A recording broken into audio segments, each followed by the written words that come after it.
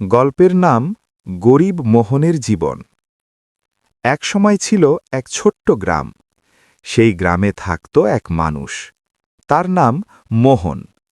লোকেরা তাকে ডাকত গরিব মোহন। মোহনের ঘরটা ছিল ঘরের ছাদে ফুটো। বর্ষা এলেন ঘরের ভেতরেই বৃষ্টি পড়ত। কিন্তু মোহনের মুখে কোনোদিন অভিযোগ ছিল না। প্রতিদিন ভোরে মোহন ঘুম থেকে উঠত, পেট খালি, মাথায় চিন্তা, কিন্তু চোখে ছিল স্বপ্ন। সে বলত, আজ না পারি, কাল ঠিকই পারব। মোহন কাজ করত দিনমজুর হিসেবে, কখনো মাঠে, কখনো রাস্তায় মাটি কাটত। একদিন কাজ করতে করতে গরমে মোহন পড়ে গেল মাটিতে। লোকজন হেসে বলল, এই গরিবটা কোনোদিন কিছু করতে পারবে না।